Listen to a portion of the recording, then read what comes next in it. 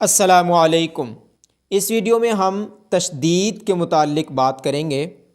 تشدید اس نشان کو کہا جاتا ہے جو دیکھنے میں ڈبلیو کی طرح نظر آتا ہے۔ جس حرف کے اوپر تشدید ہو اس کو مشدد حرف بولا جاتا ہے۔ تشدید والے حرف کو 2 دفعہ پڑھا جاتا ہے۔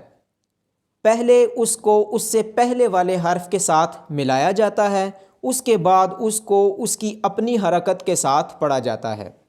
جیسا کہ یہاں حمزہ ضا کے ساتھ ملایا جائے گا، ضا مشدد ہے، حمزہ ضا زبر از، پھر ضا کو اس کی اپنی حرکت یعنی کہ زبر کے ساتھ پڑھا جائے گا۔ حمزہ ضا زبر از، ضا زبر ضا، از ضا، حمزہ ضا زیر از، ضا زبر ضا، از ضا، حمزہ ضا پیش از، ضا زبر ضا، از ضا۔ جب حروف قلقلہ میں سے کوئی حرف مشدد ہو تو اس کو زیادہ زور دے کے پڑھا جاتا ہے۔ حروف قلقلہ 5 ہیں: قاف، طا، با، جیم، دال۔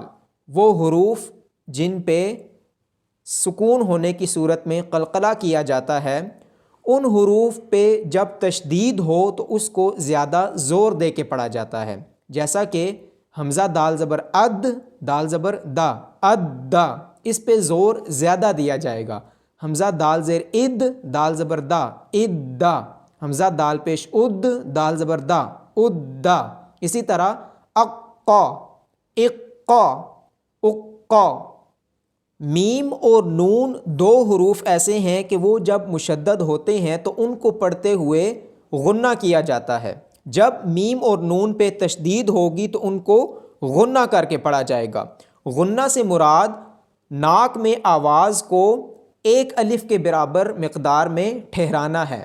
جیسا کہ یہاں ہے حمزہ میم زبر ام، میم زبر ما، ام۔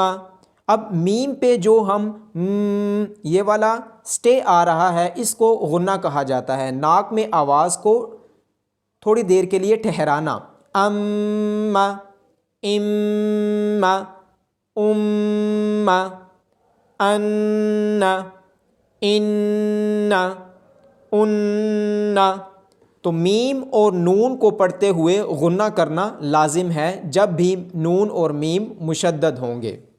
مشدد حروف کو پڑھتے ہوئے ایک اور بات جو ذہن میں رکھنا ضروری ہے کہ جب بھی کسی متحرک حرف کے بعد ساکن حرف ہو اور ساکن حرف سے اگلا حرف مشدد ہو تو اکثر و بیشتر، ہمیشہ نہیں لیکن اکثر و بیشتر ساکن حرف کو نہیں پڑھا جاتا۔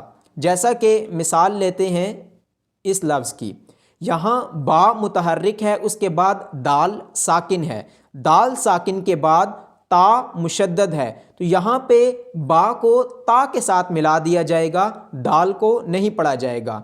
عین زبر آ، با، تا زبر بت، عبت، تا میم پیش تم، عبت تم، عبت تم، دال ساکن نہیں پڑھا جائے گا۔